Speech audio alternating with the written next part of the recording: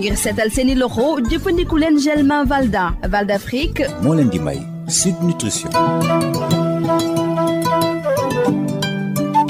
asalaamaaleykum mbokk déglukat yi docteur Bintou Cheikh Seck maa ngi lay nuyu. maa ngi lay fay Rosalie. chronique numéro 305 docteur comme ni nga koy defee at mu nekk dañuy waxtaanee ci naka la ñuy amee lekkin bu sell ci weeru koor gi ren nag da ngay changer approche ndax mën nga ñu expliquer. waaw Rosalie dëgg la ren moom dama bëggoon waxtaanee weeru koor gi ak li ñu war a lekkee ci koor gi teel ko waxtaanee fi mu nekk nii xayma nañu ni koor gi mi ngi commencé ay 23 mars lay tàmbali.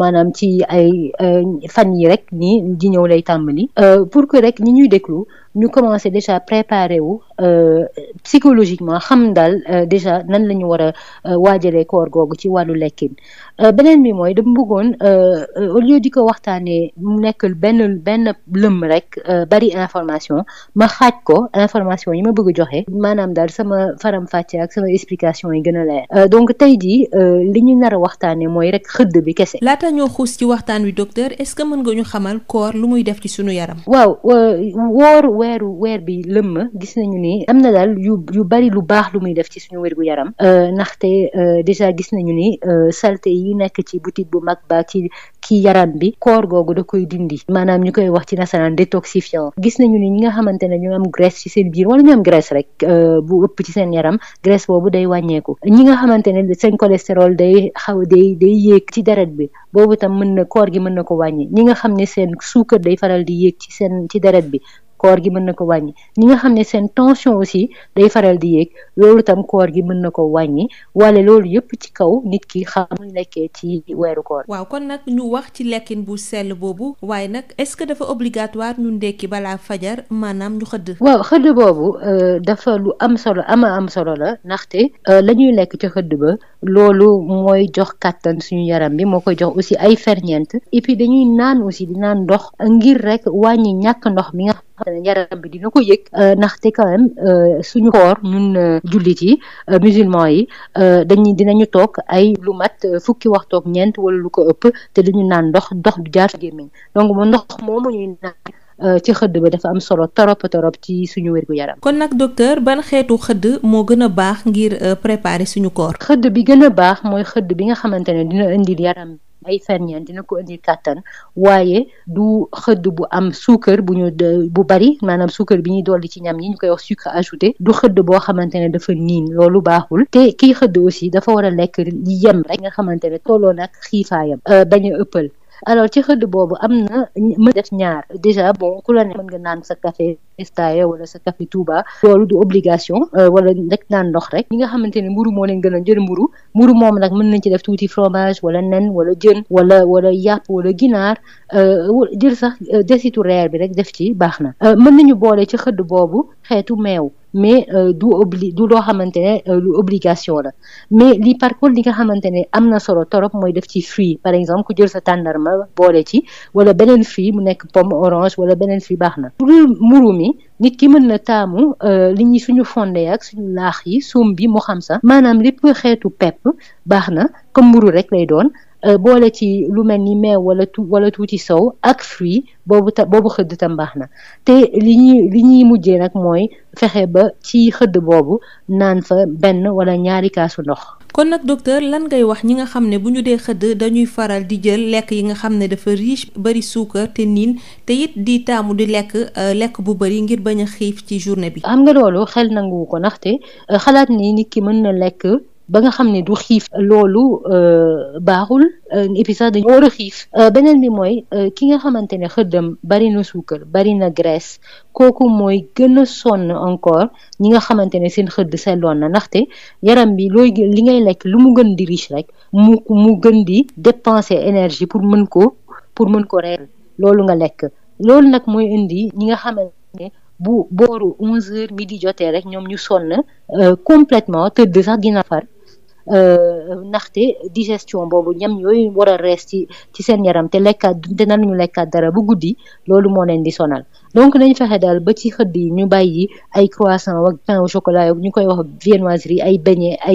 fiiri rek ak ay boisson ay jus yooyu il vaut mieux bàyyi ko ma profité ci nag wax ne ni ni nga ko waxee ci lekk bi rek mu bañ a bari ndox mi tam warul bari ndaxte kenn mënul naan ba nga xamante ne du mar ci bés bi loolu mënul nekk parce que ñun ñi suñu yaram amul fenn foo xamante ne ndox ma mën na fa nekk réserve maanaam ki nga xam ne day jël ndox mu bari di ko naan ca xëdd ba fu mu jaar façon ndox moomu dina ko saw mu jeex te dina maar donc ñu bañ a rek soñal roñon yi nekk di naan ndox mu bari ci xëdd bi. léegi docteur lan ngay wax ñi nga xam ne ñoom dañu jàpp ne soxlawuñu xëdd laata woor wala lekk dara. waaw ñooñu li ma leen di wax daal mooy li ci gën a néew wan nañu fexe ba jóg naan ndox ndax wax nañu solo su ndox mi et puis lekk fruit comme ni ñu ko waxee fruit bu leen neex banaan mën na wala rek tàndarma yi mais loolu daal mooy li gën a néew li ñu war a lekk ngir am wérgu yaram ci weeru koor gi. nga fàttali suñu page Facebook. mooy Sud Nutrition rek ñu leen di wax ngeen ñëw seet ñu laaj ñu seeni laaj boo leen amee ay sujet yoo leen bëgg ñu waxtaanee ngeen wax ñu et puis xam leen ni am nañu ay chronique vidéo ak audio yu ñu posté ci page bi. di gërëm Val d'Afrique di la jaajëfal docteur Bintou Cheikh Seck. jërëjëf Rosalie.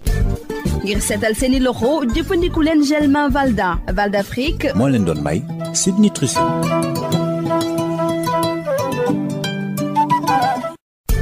Le gel main Valda, efficace sur 99% des microbes. Val d'Afrique vous offre Sud Nutrition. Bonjour chers auditeurs, docteur Bintou Cheikh Seck, bonjour. Bonjour Rosalie. Chronique numéro 305. Docteur, comme chaque année, vous allez nous parler de comment s'alimenter sainement pendant le mois du Ramadan. Cependant, cette année, vous allez changer d'approche. Expliquez-nous. Oui, en fait, d'abord, je tenais à en parler plus tôt cette année. Le début du mois du Ramadan sera aux alentours du 23 mars, nous sommes dans une dizaine de jours. Et ça, pour que nos auditeurs se préparent psychologiquement à changer leurs habitudes. Ensuite, je vais diviser ce thème en deux parties pour que mes explications soient plus claires. Donc aujourd'hui, nous allons nous concentrer sur le petit déjeuner ou ce qu'on appelle le khud en wolof. Avant de rentrer dans le vif du sujet, dites-nous quels sont les effets du jeûne sur l'organisme. En fait, jeûner pendant un mois peut être très bénéfique pour la santé parce que ça favorise l'élimination des toxines de l'organisme. C'est un excellent détoxifiant, disons, surtout pour le gros intestin, le système digestif. Ça réduit la graisse abdominale, donc pour ces gens qui veulent mincir, perdre de la graisse, c'est l'idéal. Ça régule le taux de lipides ou de cholestérol dans le sang. Ça régule aussi le taux de sucre dans le sang. Ça régule la tension artérielle pour ces personnes qui ont tendance à avoir une hypertension. Mais tous ces bénéfices-là, on les obtient à condition de s'alimenter sainement pendant le Ramadan. Alors docteur, parlons de cette alimentation saine. D'abord, est-il obligatoire de prendre le petit déjeuner avant l'aube, autrement dit le khud? Alors, prendre le petit déjeuner avant l'aube, c'est très important. En fait, on mange à ce moment-là pour donner de l'énergie et des nutriments à l'organisme et on boit de l'eau pour limiter la déshydratation pendant quand même les 14 heures à peu près de jeûne sec. Donc c'est vraiment un repas très important. Quel est le petit déjeuner idéal pour préparer le jeûne? Alors ça doit être un petit déjeuner ou un khud sans excès de sucre ajouté, sans excès de gras. On doit manger dans des portions adéquates qui sont juste proportionnelles à la fin, c'est-à-dire que il n'est pas question de manger de grosses portions à l'avance pour ne pas avoir faim. Et donc dans ce repas, il nous faut boisson chaude, mais c'est facultatif, ça peut être tout simplement de l'eau. Alors il y a deux formules, on peut manger du pain avec soit du fromage, des œufs, du poisson, de la viande, de la volaille ou peut-être du beurre,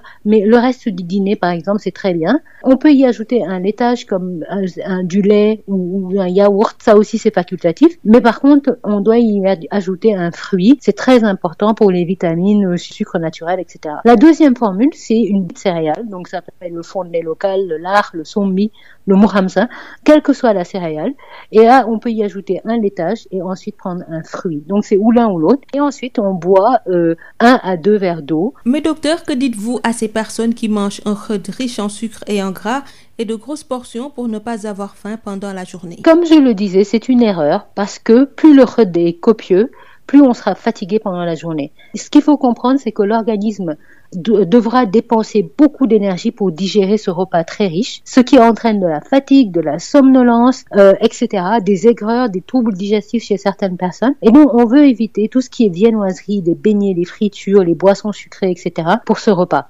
D'ailleurs, j'en profite pour dire qu'on ne peut pas boire un excès d'eau pour ne pas avoir soif pendant la journée. Ça, c'est pas possible. L'excès d'eau sera tout simplement perdu dans les urines parce que nous, êtres humains, n'avons pas de réserve d'eau dans le corps, donc il faut juste boire ce qu'il faut au moment de ce khëdd. Qu'en est-il des personnes qui n'éprouvent pas du tout le besoin de manger ou qui ne veulent pas manger avant l'aube? À ces personnes-là, je leur conseille de faire l'effort de manger au moins un fruit et de boire de l'eau. C'est vraiment un minimum pour bien préparer le jeûne. La page Facebook? Alors c'est Sud Nutrition.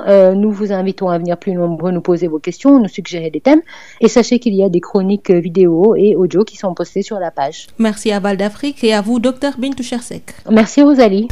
Le gel main Valda, efficace sur 99% des microbes. Val d'Afrique vous a offert Sud Nutrition.